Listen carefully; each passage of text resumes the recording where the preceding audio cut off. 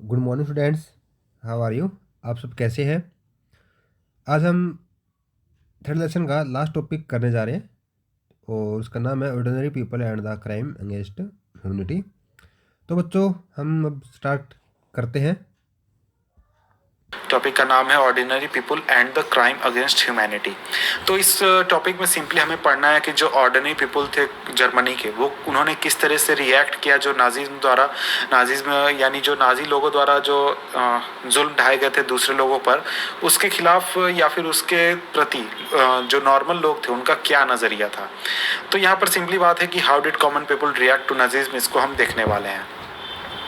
तो बहुत सारे जो नाजी लोग थे या फिर जर्मनी के रहने वाले लोग थे, उन्होंने नाजी जो प्रचार हो रहा था, नाजी जो बातें कर रहे थे उसके अंदर वो आ चुके थे और वो नाजी व्यू से ही पूरे वर्ल्ड को देखने लगे थे और नाजियों के भाषा में ही वो बात करने लगे थे। वो हमेशा घृणा के भाव रखते थे, हेटर्ड या फिर एंगर के भाव रखते थे जब भी वे किसी ऐसे व्यक्ति से मिलते थे जो कि एक जीव की तरह दिखता था, यानी एक यहूदी की तरह दिखता था। और उन्होंने उन सभी हाउसेस को मार्क कर दिया था, जीव्स के हाउसेस को मार्क कर दिया था और जितने भी सस्पिशियस नेबर्स थे, अपने आसपास रहने वाले लोग, अगर वो यहूदी नहीं भी हैं, अगर वो उन पर कोई सस्पिशन है तो उसको वो रिपोर्ट कर देते थे। वो जनरली बिलीव करते थे कि जो नाजिज्म है वही पूरे जर्मनी में प्रोस्पेरिटी ला सकता है और उनके जनरल वेल बीइंग को ठीक कर सकता है। But not every German was a Nazi. लेकिन इसका ये मतलब नहीं हुआ कि जर्मनी में रहने वाले जितने भी लोग हैं वो नाजी थे। कोई भी सभी लोग नाजी नहीं थे। बहुत सारे many organised active resistance to Nazism braving police repression and death. बहुत सारे लोग जो थे उन्होंने नाजिज्म जो था उसके खिलाफ काफ़ी विरोध भी किया था और बावजूद इसके कि जो पुलिस थी वो हमेशा रिप्रेशन उन पर दबाव बनाती थी और उनको डेथ तक बात ले जाती थी। The large majority of Germans however were passive onlookers and apathetic witness. लेकिन जो ज़्यादातर जो जनता थी जर्मनी की वो सिर्फ इन चीज़ों पर देख रही थी और सिर्फ विटनेस के रूप में वहाँ पर रह रही थी और किसी भी तरह का एक्शन उन्होंने नहीं लिया। They were too scared to act, to differ, to protest. वो बहुत ज़्यादा डरे हुए थे किसी भी एक्ट को करने से, अपना विरोध प्रदर्शन करने से या फिर किसी भी तरह का प्रोटेस्ट करने से। वो प्रेफर करते थे कि चलो इस जो भी चीज़ें हो रही है उससे दूर देखो, इस बेकार की चीज़ में अपना दिमाग मत लगाओ। इस तरीके की भाव उनके अंदर में थी। पैस्टर निमोलर पैस्टर निमोलर और रेजिस्टेंस फाइटर, ये एक व्यक्ति हैं जिन्होंने रेजिस्टेंस किया था जर्मनी के जो नाजी थे उसके खिलाफ। उन्होंने ऑब्जर्व किया कि जो लोग हैं वो प्रोटेस्ट नहीं करते हैं, वो एक तरीके का साइलेंस वहाँ पर है जो ऑर्डिनरी जर्मन पीपल हैं उनके बीच में। In the face of brutal organised crime committed against people in the Nazi empire. उनके खिलाफ जो लोग हैं वो उतना ज़्यादा विरोध प्रदर्शन नहीं करते हैं, उतना कुछ शो नहीं करते हैं एंगर, वो सिर्फ इन चीज़ों से दूर भागते हैं। तो एक तरीके से पोएम उन्होंने लिखा, एक बात लिखी है, इसको आप पढ़ेंगे तो बहुत ही अच्छी बात है। मैं इसे नहीं पढ़ रहा हूँ क्योंकि सिंपली लाइन है, आप इसे खुद से पढ़ सकते हैं। तो आप इसे पढ़ लें, इसके बाद आगे पढ़ें। What Jews felt in Nazi Germany is a different story altogether. जो ज्यूज थे उन्होंने जर्मनी में क्या फील किया ये एक बिल्कुल अलग कहानी है। चार्ले बेराट ये एक व्यक्ति थे जिन्होंने सीक्रेटली रिकॉर्ड किया people's dream in her diary, recorded people's dream and later published them in a highly disconcerting book called a third reach of dreams. उसने डिस्क्राइब किया कि जीव जो थे उन्होंने खुद ये बिलीव करना शुरू कर दिया था कि जो नाजी स्टीरियोटाइप उनके बारे में बता रहे थे, वो सपने में भी अपने बारे में सोचते थे कि उनके जो नाक है वो हुक जैसे हैं, उनके काले बाल हैं और उनके काले बाल और काले आँख हैं। जीविस लोग जो हैं और जो बॉडी मूवमेंट जो भी बताए गए थे इन लोगों के द्वारा, यानी कि जो नाजीज थे उनके द्वारा, इन सभी को अपने बारे में वो सोचने लगे थे। जो स्टीरियोटिपिकल इमेज थे जो नाजी प्रेस द्वारा चलाए गए थे वो ज्यूस को उनके सपने में भी डराते थे। जो बहुत सारे ज्यूस थे वो पहले ही मर जाते थे, जब उन्हें गैस चैम्बर में ले जाया गया था उसके पहले ही वो मर जाते थे। अब हम पढ़ते हैं next topic 5.1 knowledge about the Holocaust. तो देखिए नाजी का जो प्रैक्टिस हो रहा था, नाजी जो वर्क कर रहे थे अपने शासन काल के एरिया में, यानी अपने एम्पायर में, वो जर्मनी के बाहर धीरे धीरे आने लगा था अंतिम सालों में। लेकिन ये पूरी तरह से बाहर तब आया जब वार पूरी तरह से खत्म हो गया और जर्मनी इस युद्ध में हार गया, और इसके बाद पूरे वर्ल्ड को ये पता चला कि आखिर जर्मनी में हुआ क्या है।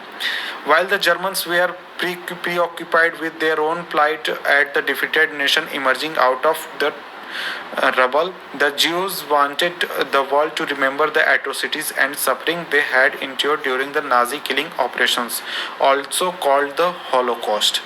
तो देखिए, जो जर्मनी के लोग थे वो तो अपने खुद ही परेशान थे, क्योंकि वो एक डिफीटेड नेशन के अंदर रह रहे थे, उनका देश युद्ध हार चुका था और खुद को परेशानी से बाहर निकालने की कोशिश कर रहे थे। लेकिन वहीं जो ज्यूज थे यानी जो यहूदी थे, वो पूरे वर्ल्ड को ये बताना चाहते थे कि आखिर किस तरह की एट्रोसिटीज़ और किस तरह की सफरिंग उन्होंने फेस की है और किस तरीके से नाजी लोगों ने किलिंग ऑपरेशंस चलाए हैं, जिसे कि हॉलोकॉस्ट के नाम से भी जाना जाता है। तो हॉलोकॉस्ट आप अगर सर्च करेंगे या फिर पता करने की कोशिश करेंगे तो यही आपको रिजल्ट मिलेगा जर्मनी में जो किलिंग हुई थी उसके बारे में। At its height, a ghetto inhabitant had said to another that he wanted to outlive the war just for half an hour.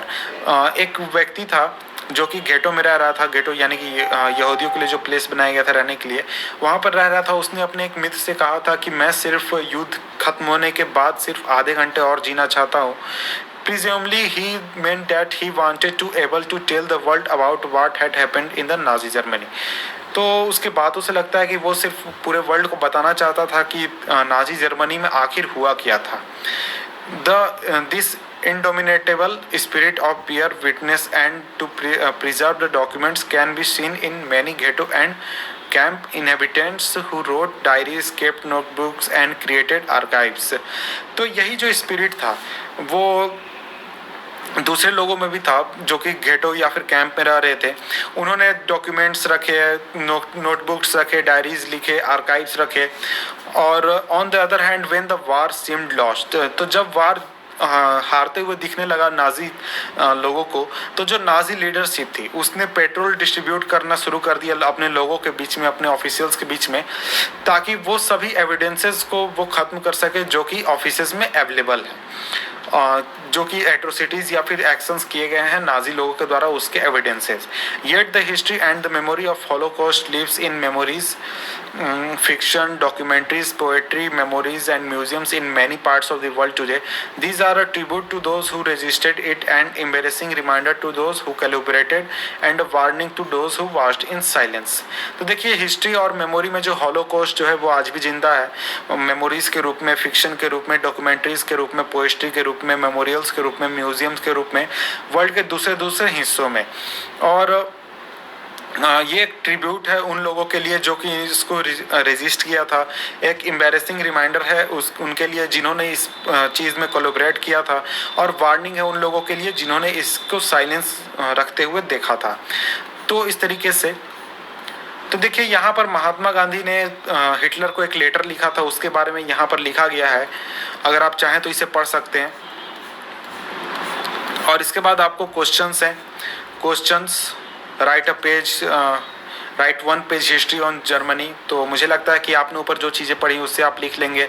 As a school child in Nazi Germany, as a Jewish survivor, as a political opponent of Nazi regime. तो इस तरीके के चीज़ों को आप देखकर पढ़ लेंगे, मेरा मतलब है लिख लेंगे। इसके बाद क्वेश्चन है, describe the problems faced by Weimar Republic. तो शुरुआत के जो चैप्टर के पार्ट्स है वहाँ से लिख सकते हैं। Discuss why Nazism became popular in Germany by 1930। तो नाजिज्म का राइज कैसे हुआ उस पार्ट से आप लिख सकते हैं। What are the peculiar feature of Nazi thinking, इसको आप लिख सकते हैं। नाजिज्म वर्ल्ड व्यू के पार्ट से लिख सकते हैं।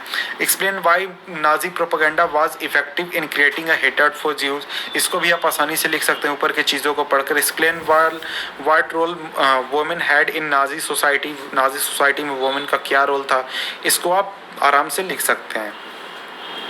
इन सभी चीज़ों को आप अगर ध्यान दें तो आसानी से लिख सकते हैं। इसके बाद क्वेश्चन है, in what ways did the Nazi state seek to establish total control over its people. तो इन सभी चीज़ों को अगर आप ध्यान दें तो आपके लिए पॉसिबल होगा कि आप मेरा मतलब है कि आपने अगर पीछे के वीडियोस ध्यान से पढ़े होंगे तो आप इन सभी क्वेश्चंस को आसानी से आप एग्जामिनेशन में कर पाएंगे, आपको ज़्यादा परेशानी नहीं होगी इन सभी आंसर